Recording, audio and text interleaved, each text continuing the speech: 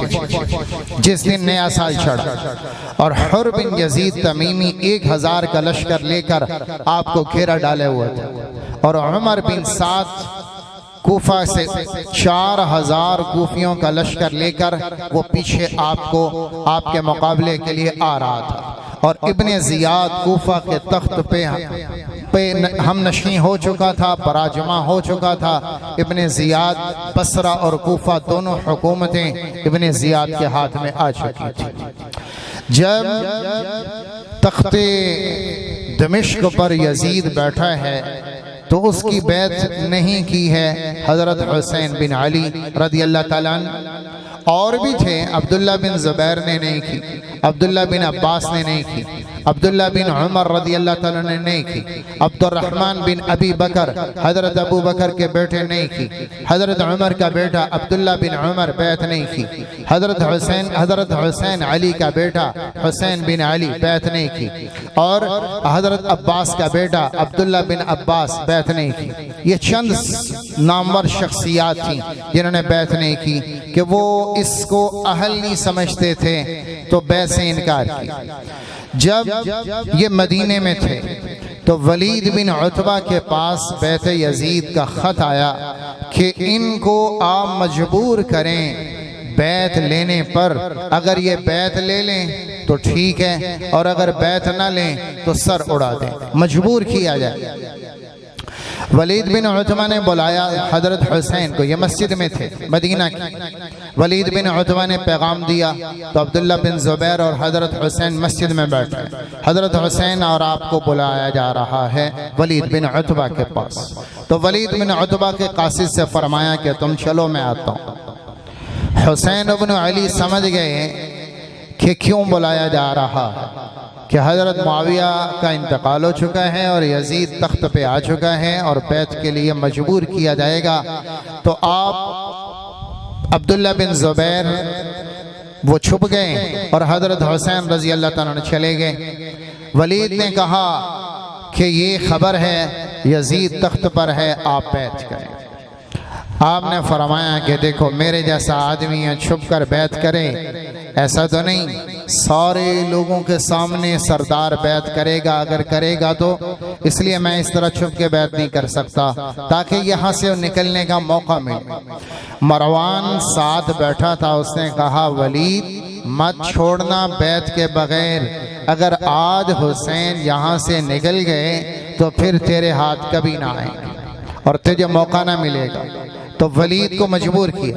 वलीद शरीफ आदमी ने, उसने कहा मैं अहले बैत के खून से हाथ रंगीन नहीं करना चाहता, क्या तो मुझे अहले बैत के कत्ल का मशवरा दे रहा है? अगर मैं अहले बैत को कत्ल कर दूंगा तो फिर कल क़यामत के दिन मैं कैसे ये अहले बैत के खून का बोझ उठाऊंगा?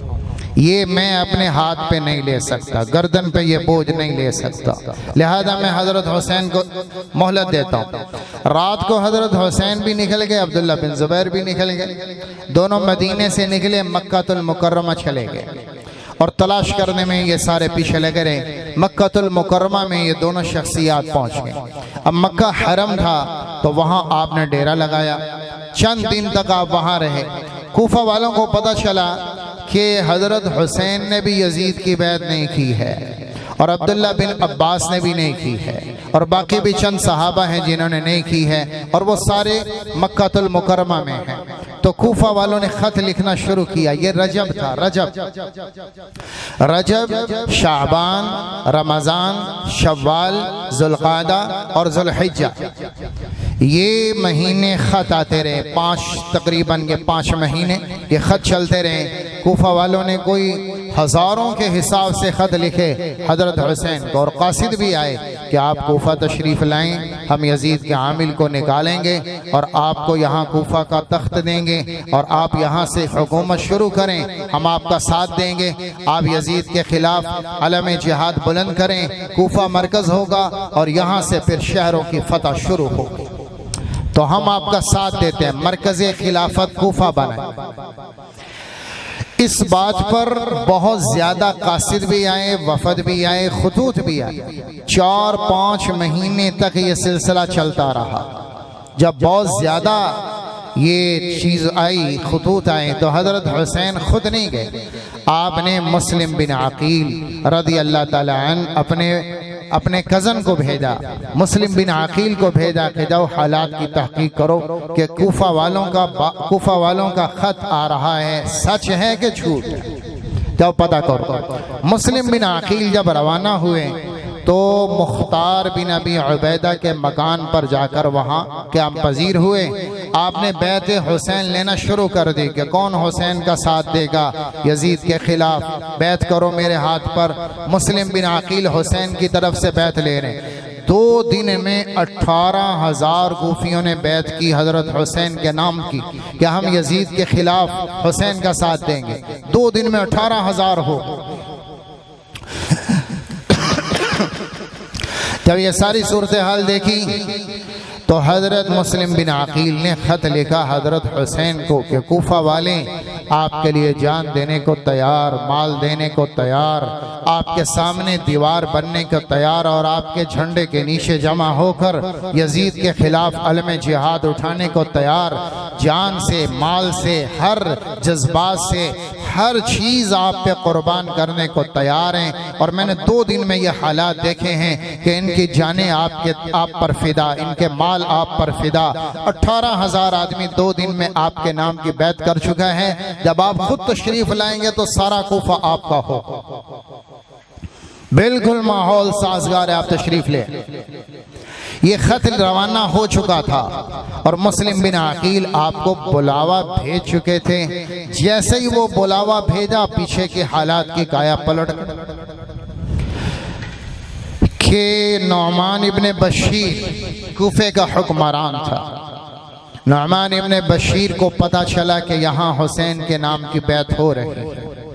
उन्होंने कोई सख्ती से नोटिस नहीं लिया। तो अब्दुल्ला बिन मुस्लिम बन उमैया के एक आदमी थे, उन्होंने यजीद को ख़त लिखा दमिश्क कि ये सूरत हाल है और यहाँ पर बैत ली जा रही हुसैन के नाम पर। और नौमान इब्ने बशीर आमिल को पता भी है, इसके बावजूद वो कुछ सख्ती नहीं कर रहा, रोक भी नहीं रहा। तो मेरी राय है यजीद, अगर तख्ते कूफा बचाना चाहते हो तो नौमान इब्ने बशीर को यहाँ से माजूल करो और सख्त कीर आदमी भेजो जो तुम्हारे लिए कूफा को बचा सके, वरना तुम कूफा खो दोगे और तुम इसको बचा नहीं सकोगे। ये खतूत गए अंदर खाते यजीद के पास कि आपका आमिल काम नहीं कर रहा और यहाँ हुसैन के नाम की बात चल रही है। तो इस पर मशवरा किया यजीद ने सरजून गुलाम से और उससे पूछा कि मैं क्या करूं। तो उसने कहा अगर कूफा को बचाना है तो एक आदमी जो कूफा बचा सकता है, वरना कोई कूफा नहीं बचा सकता। बसरा का आमिल है उबैदुल्लाह बिन जियाद, ये आपके नाम पर कूफा बचा सकता है, वरना कोई आदमी नहीं है जो कूफा बचा सके। तो आप बसरा की हुकूमत के साथ कूफा की हुकूमत भी इब्ने जियाद को देते।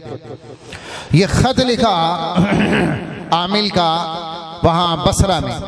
इब्ने जियाद को जब ये खत आया तो उसने उस्मान बिन अबी जियाद अपने भाई को बसरा में ठहराया और खुद 2 आदमी लेकर पहुंच गया कूफा और कूफा के तख्त पर पहुंचा। और वहां उसने जाते ही जामे मस्जिद में सारे कूफा वालों को जमा किया। सारे बसरा कूफा वालों को पता था कि इब्ने जियाद का वालिद था जियाद बिन अबी सुफियान, इंतहाई जालिम और इंतहाई सख्त वीर, इंतहाई मुतशद्दिद हुक्मरान के बात मानो नहीं तो गर्दन उड़ा देंगे। इसके अलावा कोई पॉलिसी नहीं थी, इंतहाई जालिमाना उसकी हुकूमत का अंदाज था और वही अंदाज बेटे इब्ने जियाद का था, सबको मालूम था। तो इब्ने जियाद ने कूफा की जामे मस्जिद में सबको जमा किया और ऐलान किया कि देखो, जो यजीद की बैत करेगा हम उसके साथ नरमी का सलूक करेंगे और जो साथ देगा वो हमारी नवाजिशात का हकदार होगा, और जो यजीद के खिलाफ किसी तरह की साजिश का भी हिस्सा बनेगा तो हम उसके तलवार से सबक उसको सिखाएंगे जब तक ये दस्ता मेरे हाथ में है, ये गर्दनें काटता रहेगा।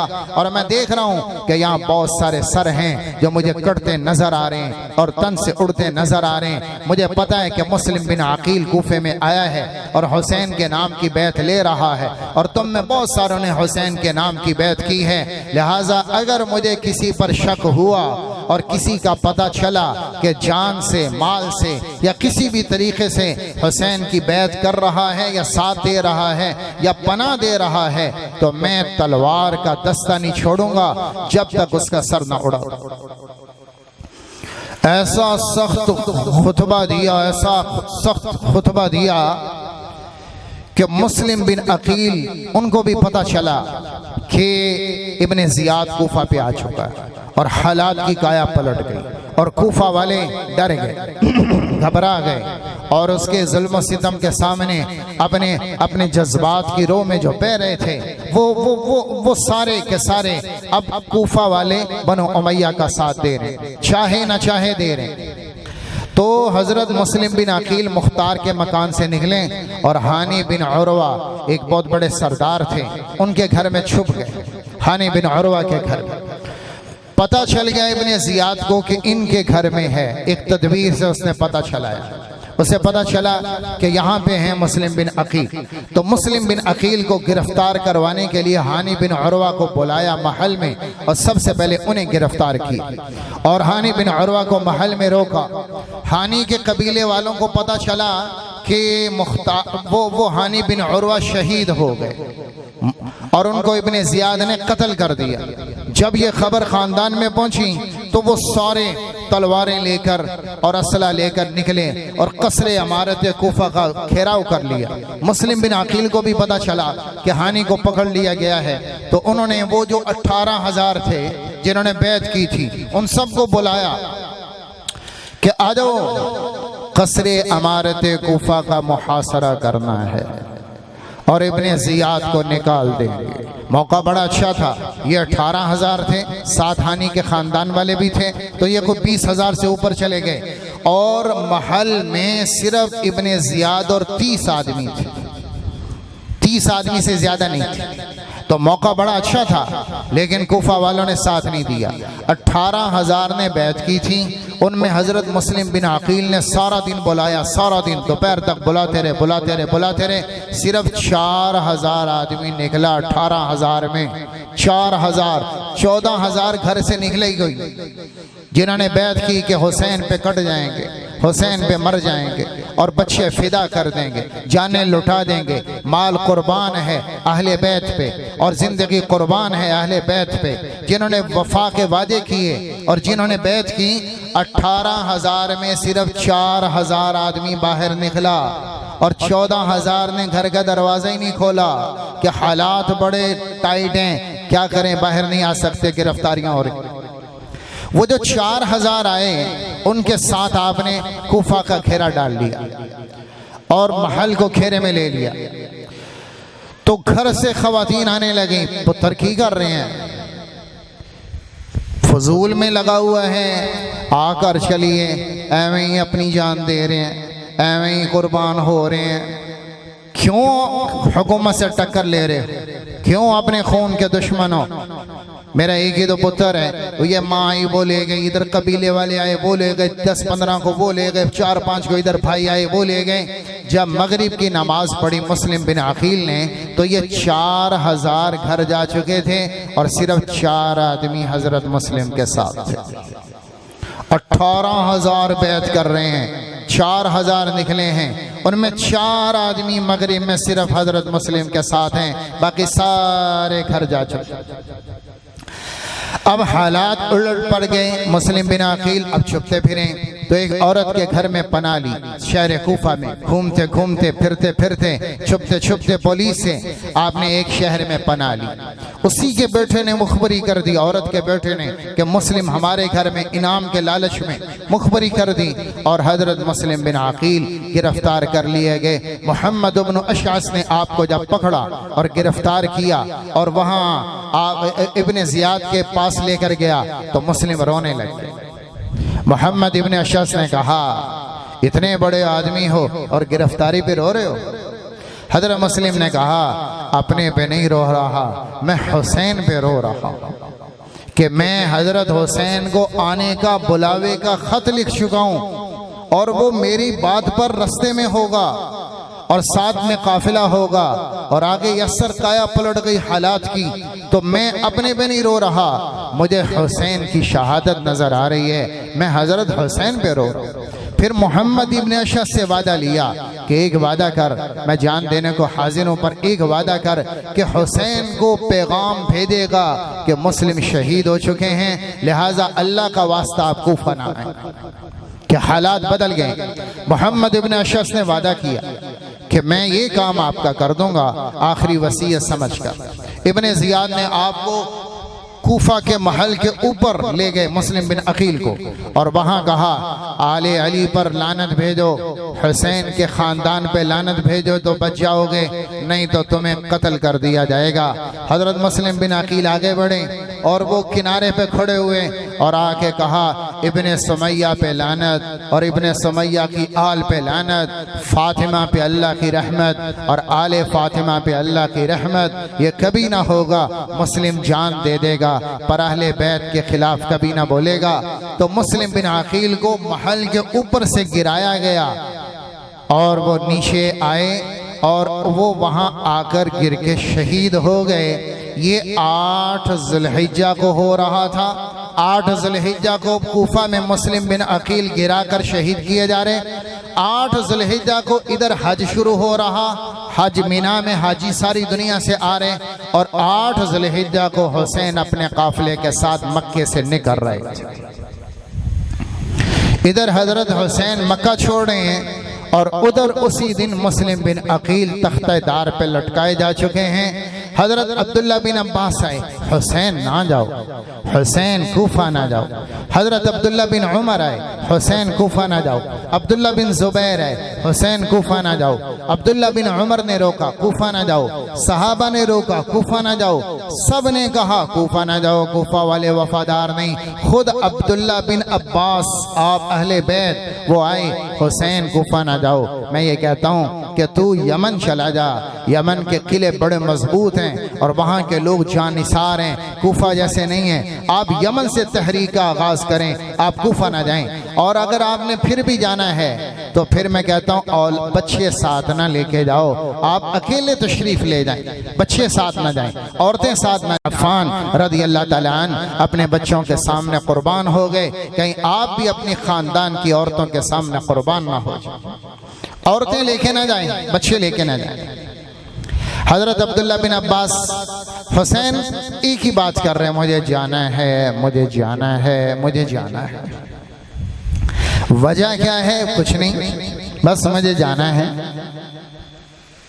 साहबा भी हैरान है, परेशान है कि वजह भी नहीं बता रहे, इसरार भी कर रहे हैं कि मुझे जाना है।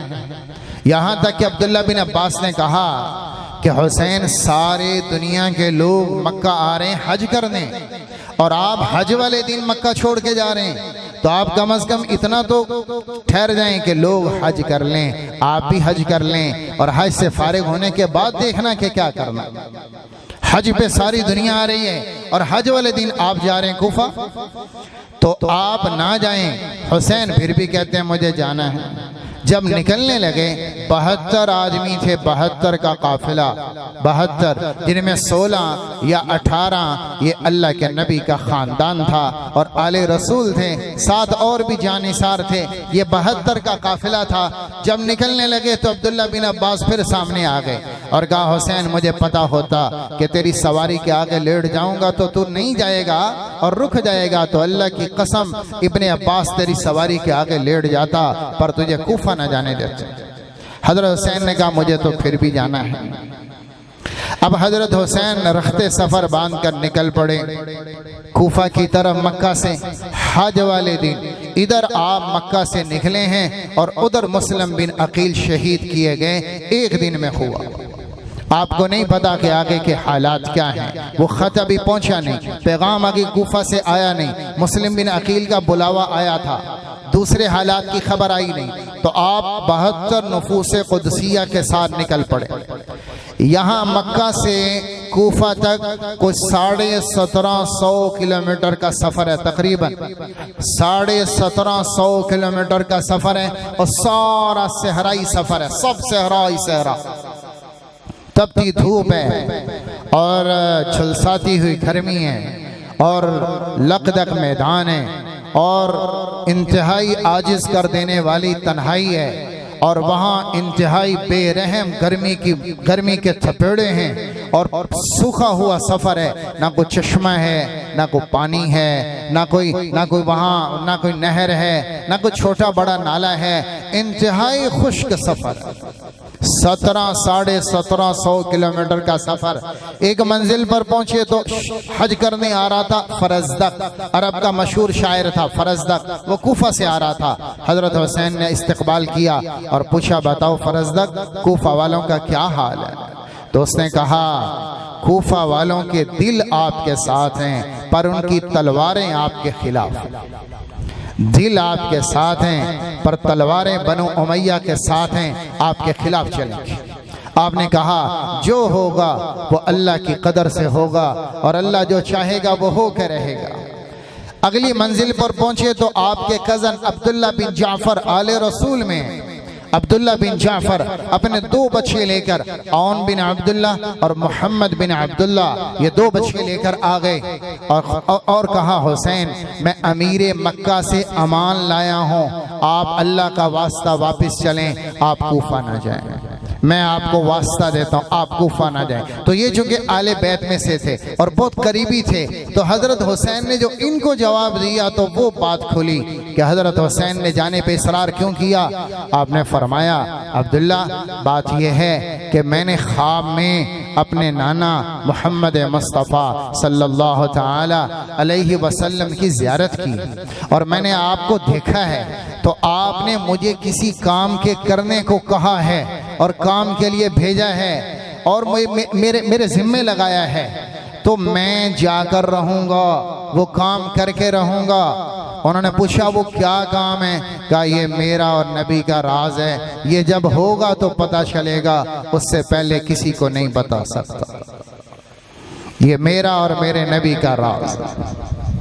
तो फिर समझ आई कि हुसैन जाने पे इसरार क्यों कर रहे हैं, समझाने के बावजूद कि मैंने जाना है, मैंने जाना है। तुम भी ठीक कह रहे हो, लेकिन मैंने जाना है कि पीछे से इशारा आया हुआ था, हुसैन काम पे जाएगा। वो क्या काम है? कहा, वो मेरा और मेरे नबी का राज है, वो मैं बता नहीं सकता, जब होगा तो सारी दुनिया को पता चल जाएगा। अब हुसैन रजी अल्लाह ताला तकरीबन 14 मंजिलें आती हैं कि इस सफ़र में आपने 14 जगह क़याम फरमाया। इस सारे सफ़र में आपको 14 मकामात पर रुके हैं, मुख्तलिफ जगह मुख्तलिफ मुलाकातें हुई। अब्दुल्ला बिन मुती आए, उनसे मुलाकात हुई। अगर मकाम सालबिया पर पहुँचे, बीच में कुछ लोग साथ शामिल होते जा रहे हैं कि अहले बैत जा रहे हैं, तो डेरे वाले भी आ गए, गाँव वाले भी आ गए, साथ में और लोग मिलते गए, काफिला बढ़ता गया बढ़ता गया बढ़ता गया।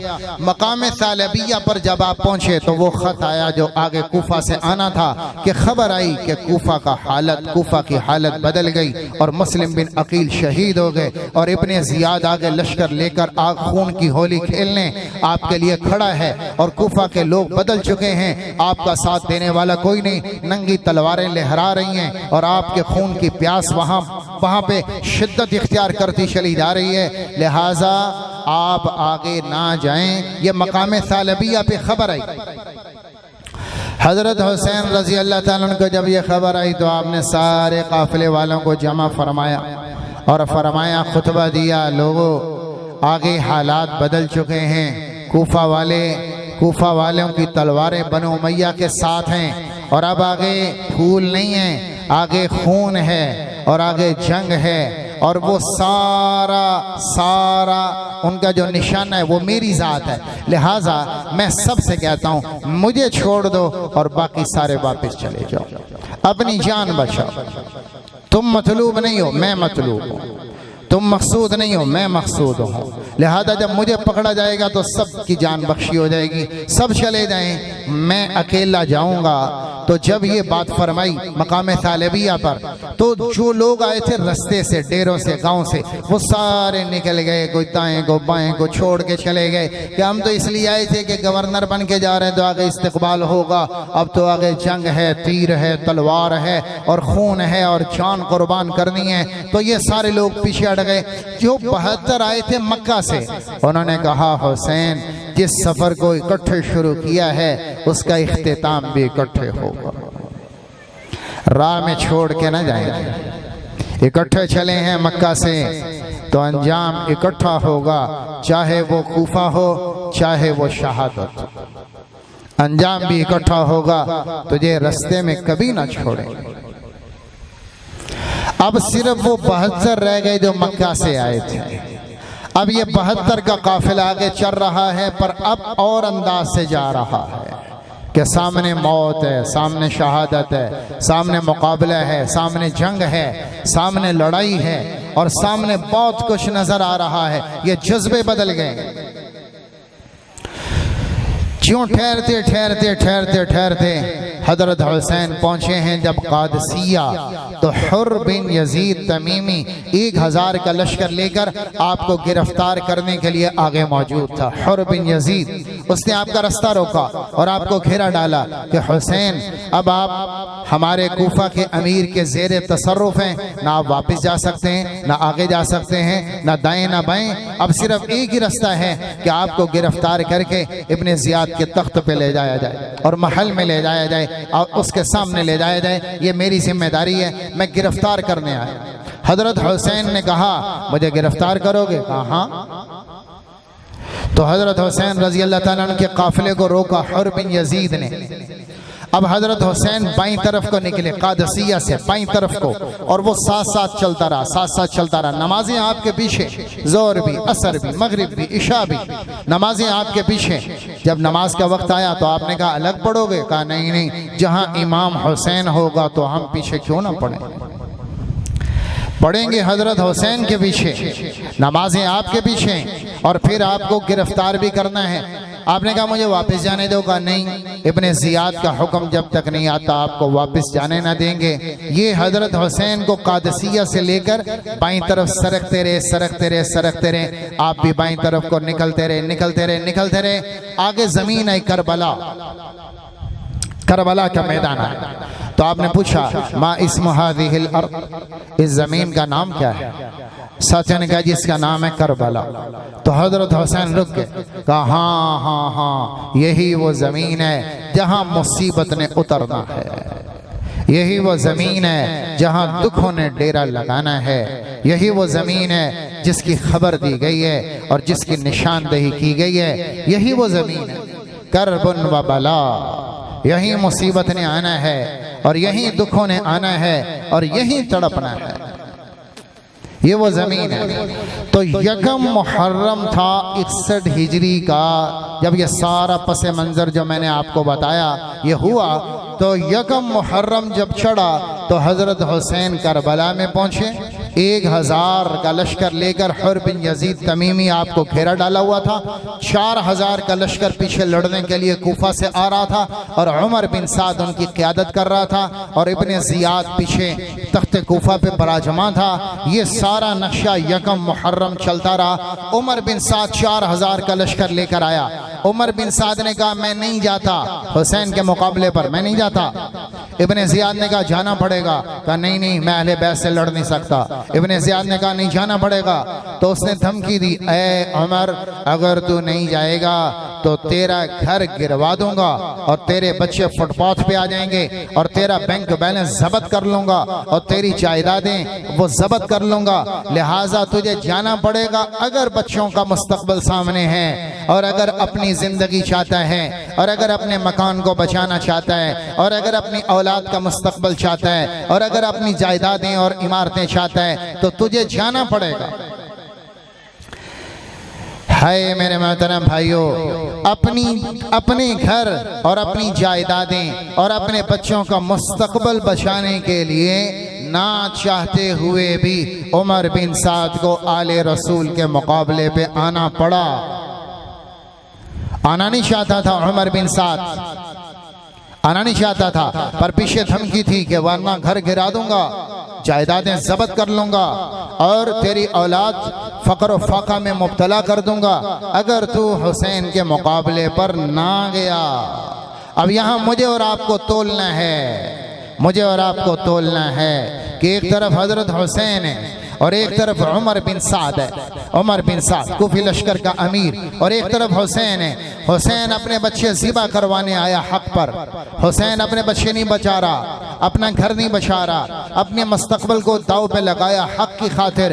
हक से नहीं फिरूंगा चाहे औलाद ज़िबा हो जाए, हक से नहीं फिरूंगा चाहे जान चली जाए, हक से नहीं बात फिरूंगा, हक से नीचे नहीं आऊँगा चाहे मकान गिरवा दो, हक से नीचे नहीं आऊँगा चाहे खैमे जलवा दो, हक से नीचे नहीं आऊँगा चाहे बेड़ियाँ पहना दो, हक से नीचे नहीं आऊँगा चाहे मस्तूरात गिरफ्तार कर लो, हक से नीचे नहीं आऊँगा चाहे औलाद भी ज़िबा करवा दो। एक तरफ कुफी लश्कर का किरदार है कि नहीं मकान बचाना है तो आले रसूल का कत्ल के पे आमादा हैं, घर बचाना है तो आले रसूल के कत्ल पे भी आमादा हैं, जायदादें बचानी हैं तो आले रसूल का खून भी बहाना पड़े तो तैयार हैं। एक तरफ जायदाद बचाने के लिए आले रसूल का खून गिराने को आमादा, और एक तरफ हुसैन हक पर सब कुछ कुर्बान करने को तैयार हैं। मुझे और आपको तोलना है कि हम किस पल्ले में खड़े हैं और हम किस कैटेगरी में खड़े हैं और हम किस तरफ खड़े हैं। आया कुफी लश्कर किस तरफ हैं कि हुसैन की तरफ हैं। अगर हुसैन की तरफ हैं तो हक की खातिर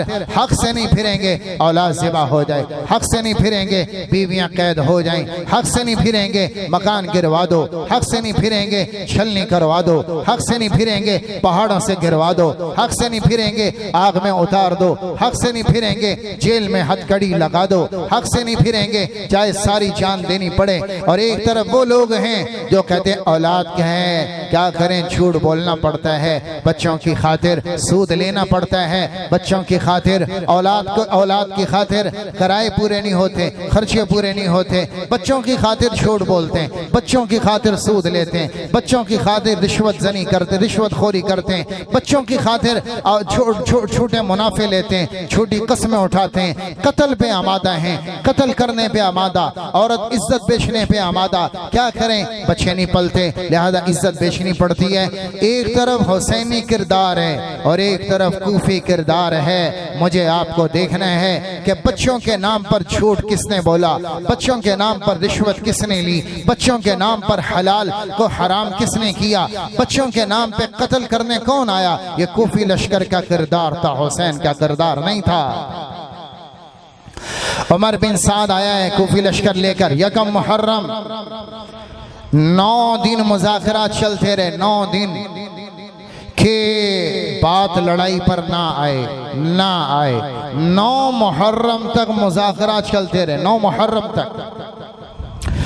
हजरत हुसैन ने फरमाया 3 बातें हैं, मैं लड़ना नहीं चाहता, 3 बातें हैं। या तो मुझे वापस जाने दो मक्का, मैं अल्लाह के दरबार में हाजिरी दूं और वहां इबादत करता रुखसत हो जाऊं, एक ऑप्शन ये है। दूसरा ऑप्शन ये है कि मुझे दमिश्क जाने दो, मैं यजीद के साथ बैठकर अपना मामला खुद तय करूंगा, बीच के सारे वास्ते निकाल दो। तीसरा ऑप्शन ये है कि मुझे शाम के बॉर्डर पे जाने दो, मैं वहाँ काफिरों से लड़ता लड़ता जामे शहादत पी जाऊंगा और अल्लाह के यहाँ शहीद हो जाऊंगा। ये 3 बातें पेश की हैं हजरत हुसैन ने। उमर बिन साद ने ये तीनों बातें वहाँ भेज दी तख्ते कूफा पर और कहा कि भाई बात ये है कि हुसैन लड़ना नहीं चाहता, 3 बातें हैं और तीनों हलशुदा हैं, आसान है, कोई भी मान लो। इब्ने ज़ियाद ज़ाती तौर पर मान चुका था कि हाँ बात लड़ाई से टल गई। शिमर बिन ज़िलजोशन ने कहा इब्ने ज़ियाद आज हुसैन तेरे हाथ में है, अगर यहाँ से निकल गया तो दोबारा यह मौका नहीं मिलेगा, लिहाजा ये तीनों बातें रद्द हैं। एक बात कबूल करे हुसैन तो बच सकता है कि तेरे हाथ पर आकर बैत करे, इब्ने ज़ियाद के हाथ पर आकर बैत करेगा तो फिर छूटेगा, वरना कोई राह नहीं। शिमर को भेजा, 9 मुहर्रम की असर थी। शिमर को भेजा उमर बिन साद से को लड़ाई जाते शुरू कर दो, 9 दिन है मुज़ाकरात चल रहे हैं, नहीं लड़ाई शुरू करो। 9 मुहर्रम जुमे का दिन, जुमेरात का दिन, 9 मुहर्रम अल हराम जुमेरात का दिन, असर के वक्त आया शिमर का, लड़ाई शुरू करो। उमर बिन साद लश्कर तैयार किया और असर के वक्त आ गए हजरत हुसैन के खेमों के पास लड़ाई करने। अब्बास रज़ी अल्लाह ताला आए, उन्होंने कहा हुसैन कूफी लश्कर आया है। क्या क्या कहते हैं? कहा वो लड़ाई करने आए हैं। तो हजरत हुसैन ने सूरज देखा डूबता हुआ, कहा सुभान अल्लाह, मगरिब के वक्त लड़ाई कैसे होगी, अब तो सूरज भी जा रहा है। कूफी लश्कर से कहा तुम लड़ने आए हो तो कल सुबह आना, कल सुबह आना, आज की एक रात दे दो कि आज की रात हुसैन अपने रब को जी भर के मनाना चाहता है। मेरी अल्लाह से आखिरी रात है और सुबह मुझे पता है कि शहादत है, तो आज की रात में रात की खलवतों में अपने रब को जी भर के अपना किस्सा सुनाना चाहता हूँ, अपना दिल हल्का करना चाहता हूँ, अल्लाह के सामने रोना चाहता हूँ, अल्लाह को मनाना चाहता हूँ और पता नहीं क्या क्या नाजो नियाज करना चाहता हूँ। तो मुझे एक रात दे दो कि मैं अपने रब से बात कर सकूँ। उन्होंने कहा ठीक है, रात ले लो, सुबह लड़ने आएंगे। अब हजरत हुसैन तैयारी फरमा रहे हैं। ज़ैनुल आबिदीन अली असगर, ज़ैनुल आबिदीन वो थे बीमार, वो खेमे में पड़े थे और ज़ैनब फूफी उनकी तीमारदारी फरमा रही थी और इधर हजरत हुसैन अपने लश्कर वालों को तैयारी फरमा रहे और उनको हिदायत दे रहे और साथ में तीर तलवार सीधे किए जा रहे और जितना कुछ सामान था थोड़ा बहुत वो सीधा किया जा रहा, खेमों को पास किया जा रहा। चारों तरफ से वो खंदक खोदी गई और उसमें लकड़ियाँ डाली गई ताकि सुबह को यहाँ से हमला ना हो, सिर्फ आगे से हमला हो, बाकी 3 तरफ महफूज हों और उस तरफ से हमला ना हो सके। तो खेमों को करीब किया गया और हजरत हुसैन रज़ी अल्लाह ताला अन्हु शहादत के शौक में शेर पढ़ रहे हैं। या दहर उफ़्फ़िन लक मिन खलीली कम लक बिल इशराक़ वल असीली मिन साहिबिन औ तालिबिन क़तीली वद्दहरु ला यक़नअ बिल बदीली इन्नमल अम्रु इलल जलीली व कुल्लु हय्यिन सालिकुस सबीली। ये शेर पढ़ रहे हैं शहादत के और शौक में हैं कि कल अल्लाह के दरबार में जाना है और सब नहीं चले जाना है। यहाँ नहीं मरेंगे तो बिस्तर पे मर जाएंगे, यहाँ नहीं मरेंगे तो एक्सीडेंट में मर जाएंगे, आज की इस्तिलाह में यहाँ नहीं मरेंगे तो कहीं अस्पतालों में मर जाएंगे, यहाँ नहीं मरेंगे तो बीमारियों के जकड़ के मर जाएंगे, यहाँ नहीं मरेंगे। कितनी अजमत की मौत है कि अल्लाह की राह में आ रही हो और सामने वाले की तलवार से आ रही हो और शहादत का जाम हो और हक पर हो और हक पर हो।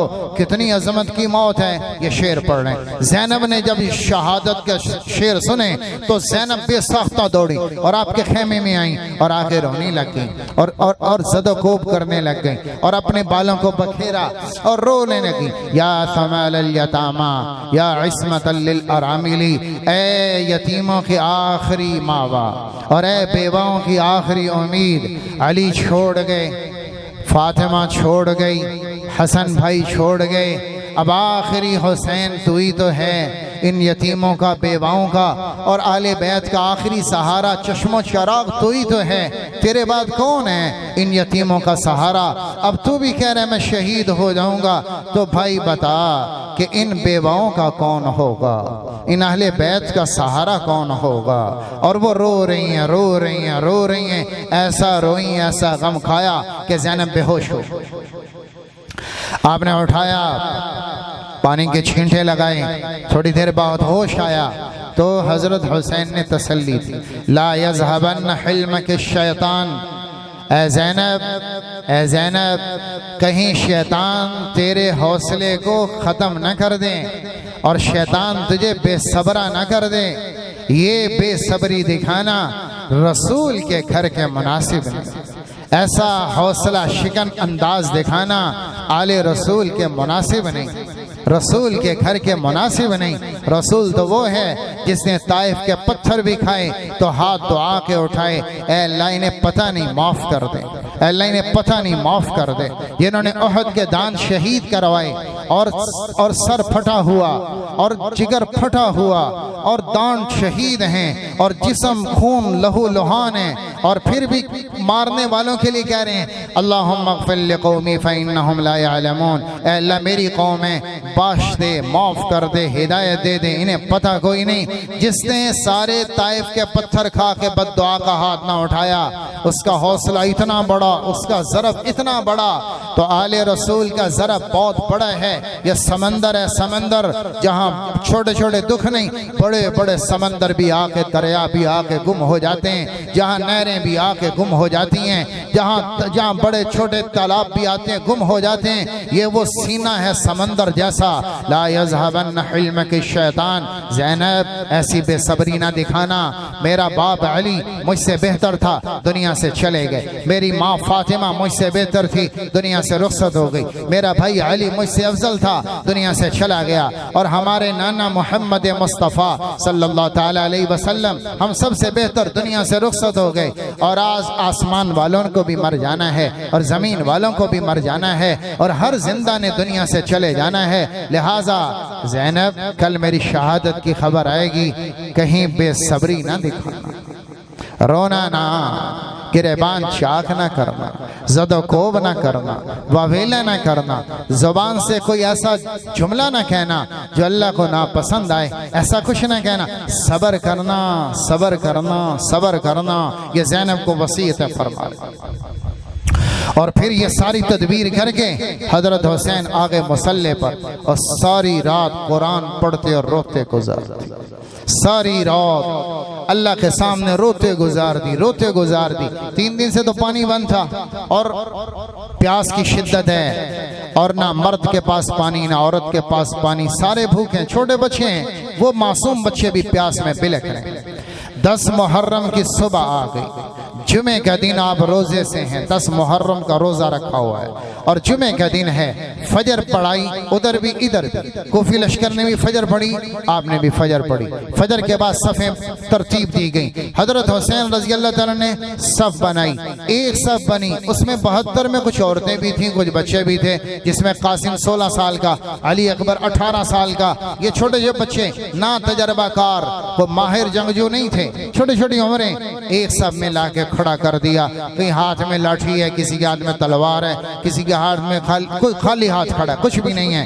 एक सफ़ के पीछे सफ़ नहीं थी, सफ़ के पीछे सफ़ नहीं थी, और उसमें छोटे छोटे बच्चे भी ला के खड़े कर दिए। ये आपने 72 की सफ़ बनाई। दाएं हाथ पे अमीर बनाया ज़ुहैर इब्न कैन को, बाएं हाथ पे आपने अमीर बनाया हबीब इब्न मुज़ाहिर को, और ख़ुद आपने क़यादत ली अपने हाथ में, और अपने भाई अब्बास बिन अली को झंडा दिया, जिनको अलमदार कहते हैं। तो हज़रत अब्बास के हाथ में हुसैन के लश्कर का झंडा था और हज़रत हुसैन के हाथ में क़यादत थी। ये एक सफ़ का लश्कर था। कोफी लश्कर में सफ़ें बनी, कई सफ़ें, सफ़ों के पीछे सफ़ें, वहाँ बाकायदा लश्कर 4000 का।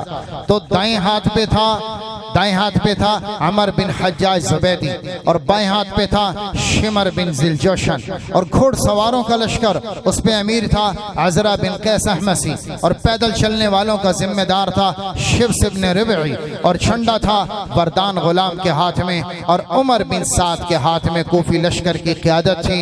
ये दोनों सफ़ें और दोनों लश्कर तैयार होकर जब आए आमने सामने, तो हज़रत हुसैन गए अपने खेमे में और वहाँ नया जोड़ा ज़ेबे तन फरमाया, खुशबू लगाई, अपने आप को तैयार किया, इमामा बांधा, और खूबसूरत होकर आप खेमे से तशरीफ़ लाए। फिर आप घोड़े पर बैठे, फिर आपने कुरान सामने रखा घोड़े पर, और आप आगे तशरीफ़ लाए, अकेले चले गए कूफी लश्कर के सामने, और वहाँ आपने जाकर एक खुतबा दिया।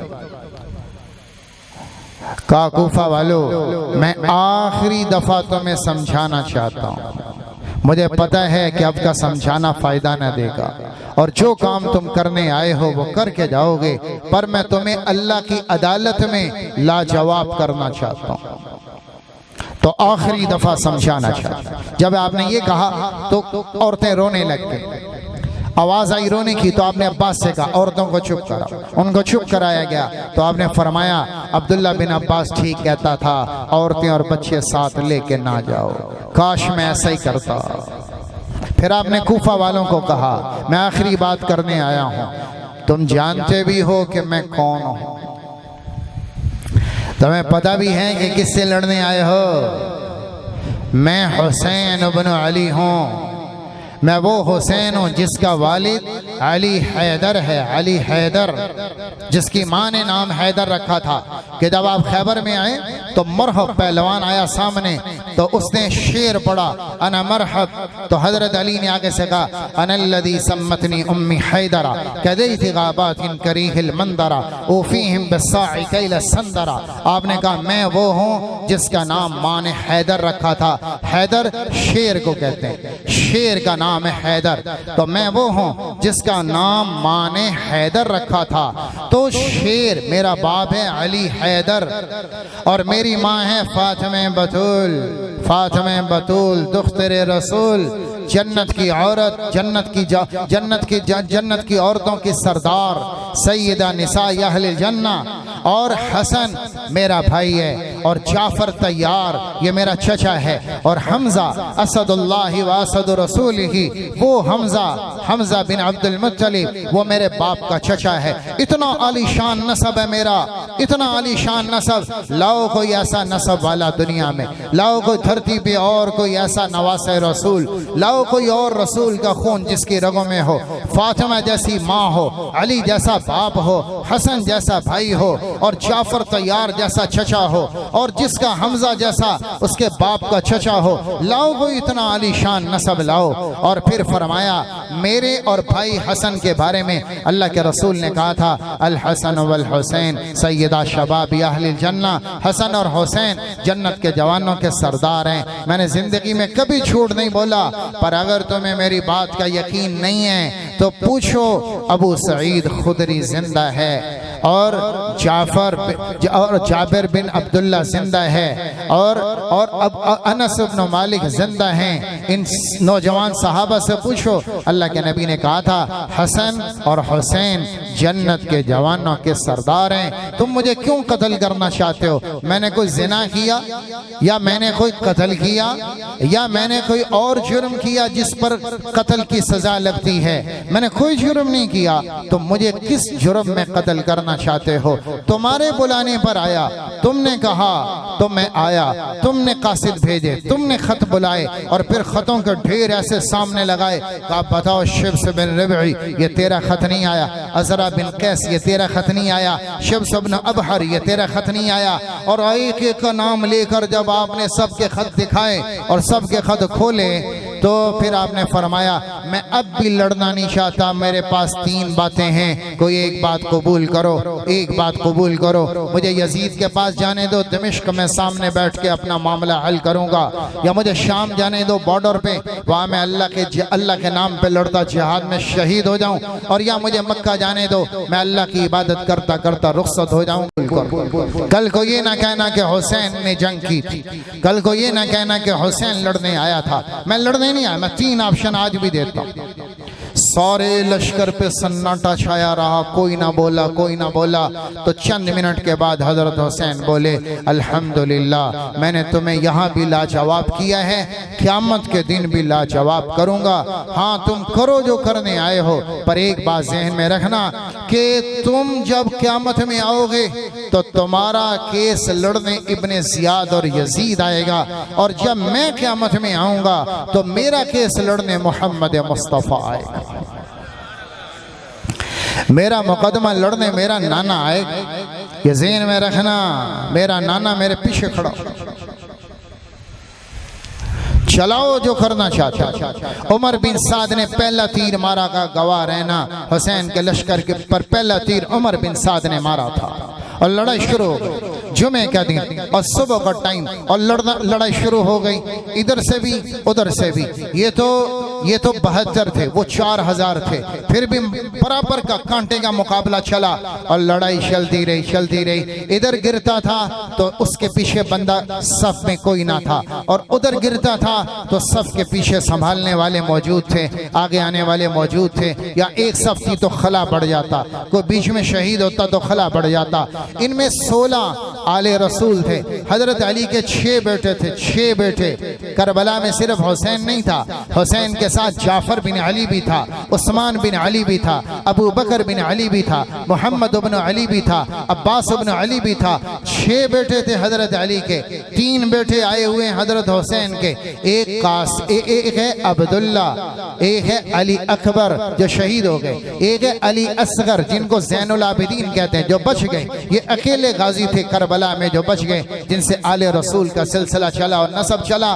तो 2 थे अली, एक अली अकबर जो शहीद हो गए, एक अली असगर जो बच गए, एक अब्दुल्ला। ये 3 बेटे थे करबला में। हजरत हसन के 3 बेटे हैं, एक अबू बकर बिन अली, अबू बकर बिन हसन, एक कासिम बिन हसन, एक अब्दुल्ला बिन हसन।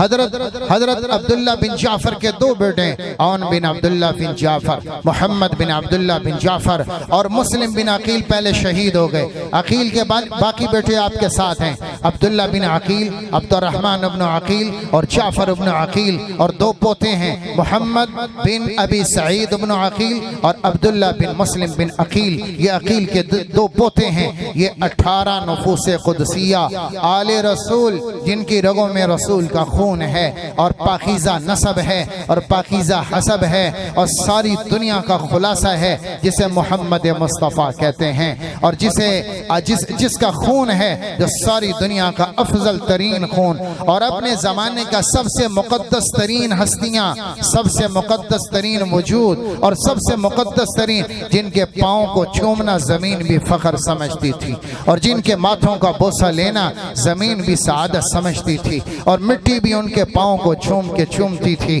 और जिनकी रूहों को ज़ियारत करना करबला की भी सआदत थी और इराक की भी सआदत थी और सहराओं की भी सआदत थी। जिन पानियों से उन्होंने वज़ू किया होगा वो पानी छूने से मुक़द्दस हो गए, और वो पानी पीने से मुक़द्दस हो गए। जिन राहों पे गुजरे वो राहें मुक़द्दस हो गई, जिन पहाड़ों की ज़ियारत की उनको देखने से वो मुक़द्दस हो गए, जिन मकामात में वो गुजरे उनको अल्लाह ने कबूल फरमा लिया, जिन पे उनकी नज़र पड़ जाए वो कबूल हो जाएं। ये आले रसूल हैं, ये आले रसूल हैं। ये तो बराह रास्त हुसैन है, पिछले ज़माने के आले रसूल। इमाम गज़ाली रहमतुल्लाह अलैह वाक़या लिख रहे हैं, इमाम गज़ाली पिछले ज़मानों का, कि बलख की सैयदा हो गई बेवा, यतीम बच्चे लेकर समरकंद चली गई। अमीर समरकंद के पास जाकर डेरा डाला, सैयद हों, आले रसूल हों, बच्चे यतीम हैं तो कुछ सहारा, कुछ खर्चा, कुछ छत दे दो, कुछ खाने को दे दो, कुछ पीने को दे दो। तो समरकंद के अमीर ने कहा, जा यहाँ तो सारे ही सैयद हैं, जिसको देखो वो सैयद है, जिसको देखो वो सादात हैं, तो जा, हमें क्या पता तू है भी कि नहीं है। तो कोई तवज्जो न दी।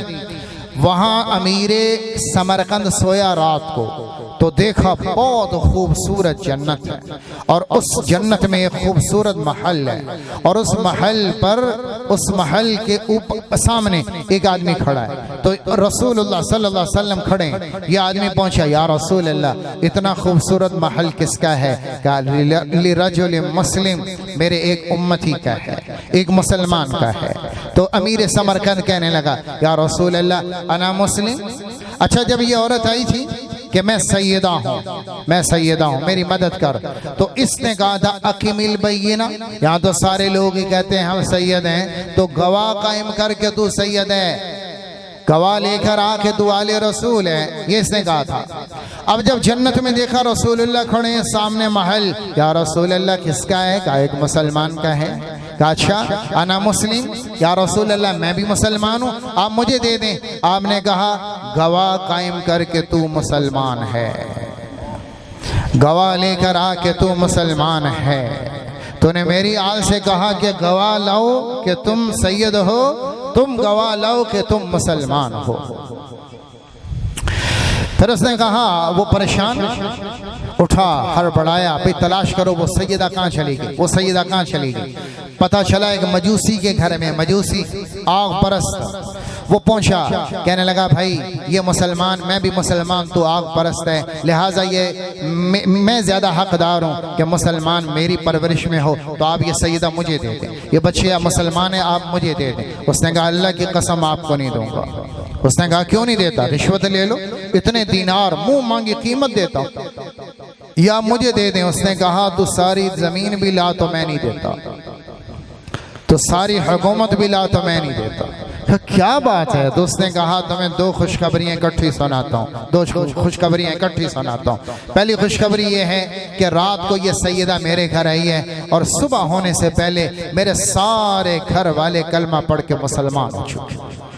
एक खुशखबरी तो ये है। दूसरी खुशखबरी ये है कि रसूलुल्लाह सल्लल्लाहु अलैहि वसल्लम ने जब तुझे वो ख्वाब में धुतकारा कि ये महल तेरा नहीं है, तो मैं भी वहीं साइड पे खड़ा था। तुझे इनकार करने के बाद रसूलुल्लाह ने मुझे फरमाया तेरे घर में मेरी बच्ची है? कहा हाँ या रसूलुल्लाह आपकी बेटी मेरे घर में है। तो आपने कहा ये सारा महल रसूल तुझे देता है, तो वो मुझे मिला। ये बाद के सैयद हैं, और यहाँ तो आले रसूल हुसैन खुद खड़ा है, और यहाँ तो ज़ैनब खुद खड़ी है, और यहाँ तो अली का बेटा हुसैन और फातिमा का लख्ते जिगर ये खुद मौजूद हैं। सादात के भी सैयद, सादात के भी फ़ख्र, और सादात के सादात खुद मौजूद हैं मैदान करबला में। क्या खूबसूरत रूहें हैं, क्या खूबसूरत रूहें हैं। जब ये 72 ने कहा आले रसूल से आप पीछे हट जाएं, पहले हमारा खून गिरेगा, आले रसूल का बाद में गिरेगा। पहले हम आगे आएंगे, आले रसूल बाद में आएंगे। हम ना बचें तो आले रसूल पे जो आएगा वो अल्लाह जानता है, लेकिन हम सामने नहीं देख सकते कि हम जिंदा हों और आले रसूल पे खंजर चल जाए, ऐसा हमारे सामने ना होगा। तो आले रसूल को कर दिया पीछे, और ये बाकी जो 52, 54, 55 रह गए ये आगे आगे सब बनाकर, एक गिरा, दूसरा गिरा, तीसरा गिरा, चौथा गिरा, पांचवा गिरा, ये छठा गिरा। उधर से भी गिर रहे 88 जवान, उनके भी गिरे और वो भी कत्ल हुए 88। इधर से 72 एक एक करके गिरते जा रहे हैं, गिरते जा रहे हैं, गिरते जा रहे हैं। जुमे का वक्त था, दोपहर का वक्त आया और नमाज का टाइम आया, तो उल्टे हाथ पे थे हबीब बिन मुदाहिर। आपने उनसे कहा हबीब कोफी लश्कर से जाकर कहो कि नमाज का वक्त हो चुका है, लिहाजा जंग रोको, हमें नमाज पढ़नी। और जोहर से पहले अल्लाह के नबी आए, जोहर से पहले आपको गनूद की आई हजरत हुसैन को। लड़ते लड़ते अचानक थोड़ा सा झोंका आया नींद का, आप मुस्कुराते बेदार हुए। कहा क्या है हुसैन? कहा अल्लाह के नबी ख्वाब में आए, रोजे से थे, अल्लाह के नबी ख्वाब में आए हैं और आपने फरमाया हुसैन आज की इफ्तारी का इंतज़ाम हमारे यहाँ जन्नत में हो चुका, रोज़ा इकट्ठा इफ्तार होगा जन्नत में, शहादत की खबर, जन्नत की खबर। और हुसैन ने कहा हबीब इनसे कहो जाओ नमाज का टाइम दें, नमाज पढ़ लें, फिर जंग कर दें। वो गए, जाकर कहा उमर बिन साद से, हुसैन कहता है नमाज के लिए जंग रोको, फिर जंग होगी, पहले नमाज पढ़ें। तो उसने कहा जाओ हुसैन से कहो तुम्हारी नमाज कबूल नहीं होती। तो हबीब बिन मुज़ाहिर ने कहा जालिमों, जिस घर से नमाज का तोहफा मिला अगर उनकी कबूल नहीं थी तुम्हारी कहाँ कबूल है। हबीब ने आकर कहा हुसैन नमाज के लिए जंग का वक्फा नहीं हो रहा और जंग रोकी नहीं जा रही। तो आपने फरमाया नमाज तो हमें फिर भी अदा करनी।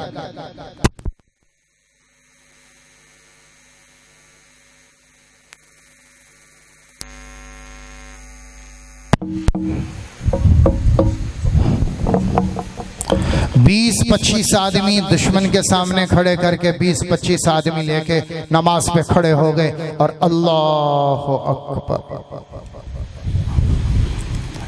3 दिन से पीने को पानी ना था तो वुजू कहां से किया, अपने ही जख्मों के उबलते चश्मों से बावुजू हो गए।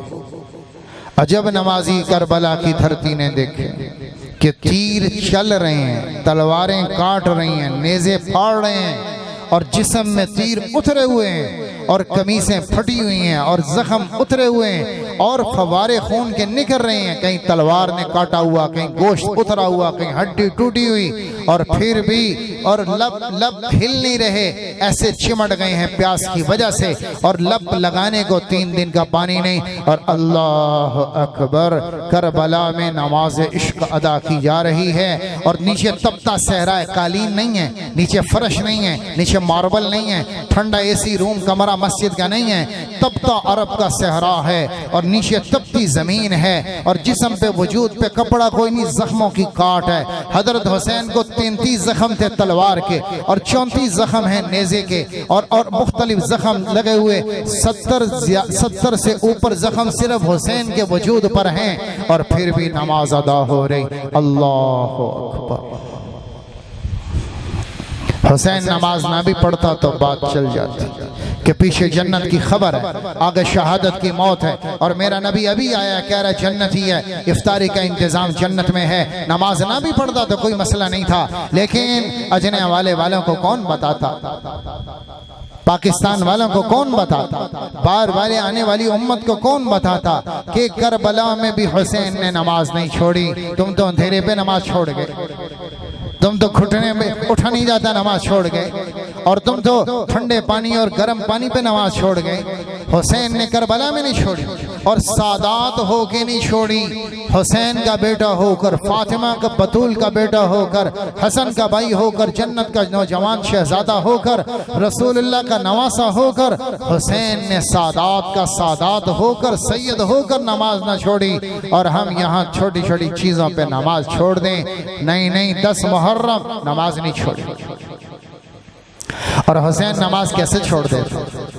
12 रबीउल अव्वल है और 10-11 बजे के बीच का टाइम है और रसूलुल्लाह सल्लल्लाहु अलैहि वसल्लम दुनिया से पर्दा फरमा रहे हैं और हुसैन 6 साल का है, हसन भाई उनसे बड़े 7 साल के हैं, साथ ज़ैनब खड़ी हैं, साथ फातिमा खड़ी हैं, साथ अली खड़े हैं, अम्मा आयशा का हुजरा है और ये सारे वहाँ खड़े हैं, अज़वाज मुतहरात भी खड़ी हैं और अल्लाह के नबी आखिरी पैगाम दे रहे हैं। और 7 साल का बच्चा, 6 साल का बच्चा अपने नाना की वसीयत को अंदर उतार रहा है, अस्सला व मा मलकत ऐमानुकुम, अस्सला व मा मलकत ऐमानुकुम। ये 12 रबीउल अव्वल को मेरा नबी पैगाम दे के जा रहा, नमाज पढ़ते रहना, नमाज कभी ना छोड़ना, नमाज कभी ना छोड़ना, नमाज कभी ना छोड़ना। हुसैन के अंदर उतर गया कि नाना की वसीयत है नमाज ना छोड़ना, नाना का पैगाम है नमाज ना छोड़ना।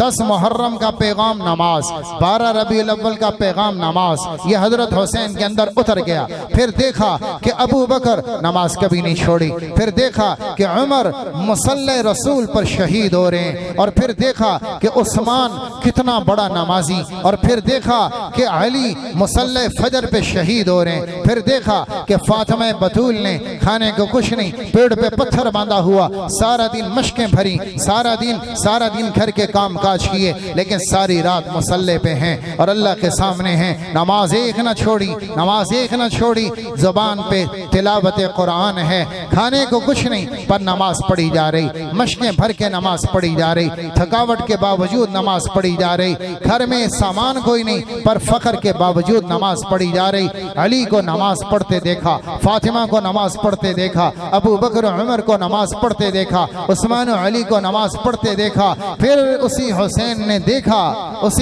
ने देखा सहाबा को नमाज पढ़ते कि जिनकी नमाज पे अल्लाह बोला तराहुम रुक्अन सुज्जदा, तो देखेगा ये कभी सजदे में हैं, कभी रुकू में हैं, वो रात कैसे गुजारते हैं। ततजाफा जुनूबुहुम अनिल मदाजिअ यदऊन रब्बहुम खौफन व तमआ व मिम्मा रज़क़नाहुम यनफिकून। अल्लाह ताला बता रहा है रात के तन्हाई बीवी देख नहीं रही, महल्लेदार देख नहीं रहे, अहले मस्जिद देख नहीं रहे, लेकिन मैं तो देख रहा हूँ, तो मैं बताता हूँ कि वो रातें कैसे गुजारते थे। मुसल्ले से अलग, वो पहलू उनके ख्वाबगाहों से अलग, मुसल्ले पे खड़े होकर सारी रात मुसल्ले पे अल्लाह को मनाते गुजर जाती। दिन पे देखो तो नमाज, रात में देखो तो नमाज। ये अल्लाह ताला सहाबा की सिफत बता रहे हैं, तराहुम रुक्अन सुज्जदा, ये सारी नमाज पढ़ने वाले।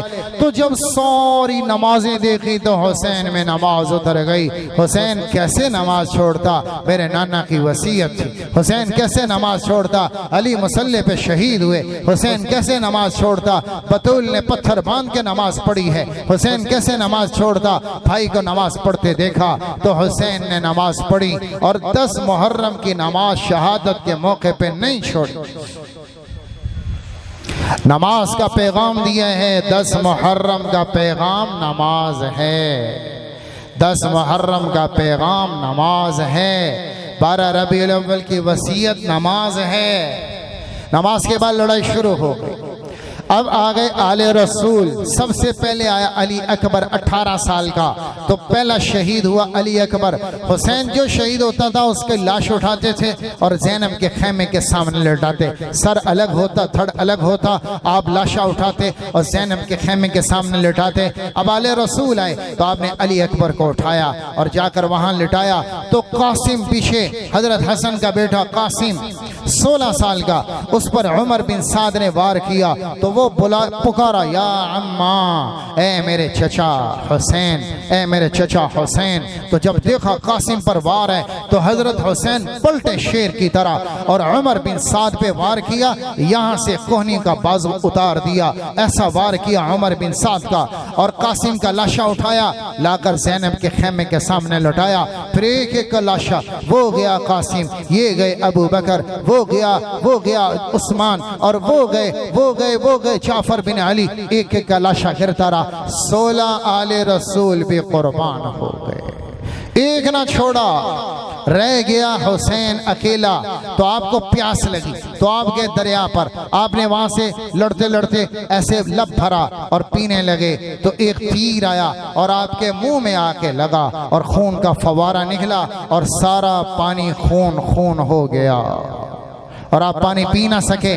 तो ये लब उठाए, अल्लाह को दिखाए, या अल्लाह तू देख रहा है, हुसैन तेरी रजा पे राजी, हुसैन तेरी रजा पे राजी। फिर आए अपने खेमे में और रुखसत होना, चूंकि खबर थी कि इफ्तारी से पहले जाना है। तो अपने छोटा बच्चा था अब्दुल्ला, छोटा सा मासूम बच्चा, चंद दिन का, बास कहते हैं चंद महीने का या चंद दिन का पैदाइशी बच्चा, उसे उठाया, सूंगा, चूमा, रुखसत हो रहे, तेरा अब्बा जाने वाला है, अभी शहीद होने वाला है, क्या पता कि ये पहले जाने वाला है। इब्ने मुखिदिन नार ने तीर मारा और मासूम के हलक से भी पार हो गया और ऐसा पार हुआ कि खून का थोड़ा सा फवारा निकला और आपके लबों पर आया। और वो तो चीख भी ना मार सका, वो तो बुला भी ना सका, वो पुकार भी ना सका। मासूम अब्दुल्ला भी शहीद हुआ।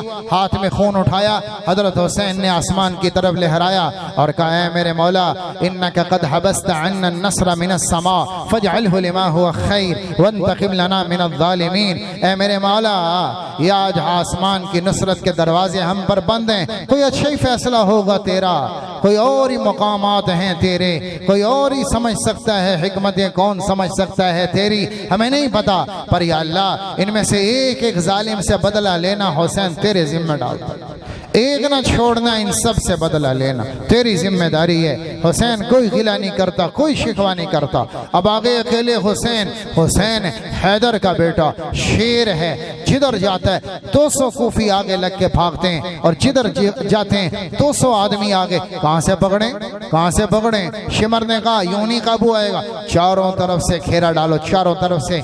तो 4000 का लश्कर चारों तरफ से घेरा डाला हजरत हुसैन को। तो सबसे पहला वार किया है ज़ुरा बिन शरीक तमीमी ने, हजरत हुसैन के उल्टे कंधे पर वार किया और यहाँ से काट आई तो आप नीचे गिरे। आप उठना चाह रहे थे तो सिनान बिन अबी अमर नखई ने आपको पीछे से नेजा मारा और वो नेजा पीछे से लगा, आर पार हुआ और खून की उल्टी आई और हजरत हुसैन नीचे गिरे।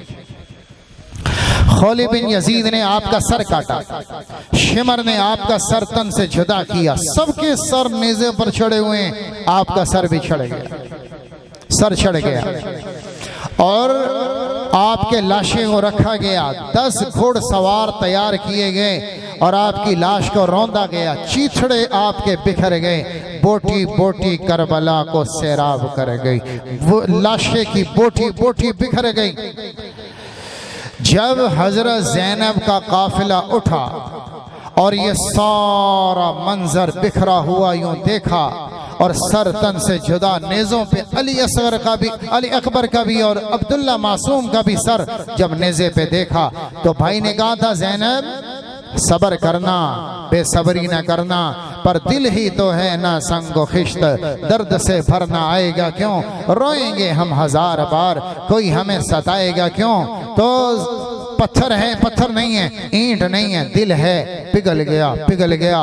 तो ज़ैनब का नोहा चला गया, वो मदीना या मुहम्मदा या मुहम्मदा सल्ला अलैकल इलाह व मलिकुस समा हादा हुसैनुम बिल अरा मुज़म्मिलुम बिद्दिमा मुक़त्तउल अअदा या मुहम्मदा बनातुका सबाया व दुर्रियतुका मुक़त्तला तस्फी अलैहा सबा।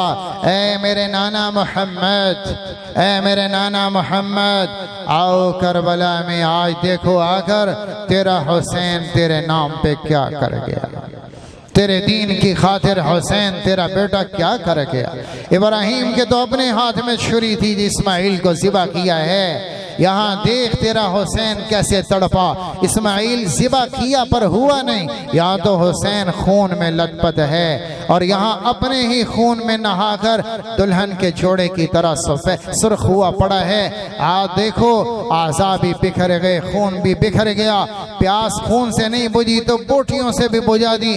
तेरे दीन के नाम पर हुसैन ने खून भी दे दिया, गोश्त भी दे दिया और अपने औलाद भी दे दी, अपने घर वालों को भी दे दिया, सारा कुछ सींचा तेरे गुलिस्तान को आबाद करने के लिए।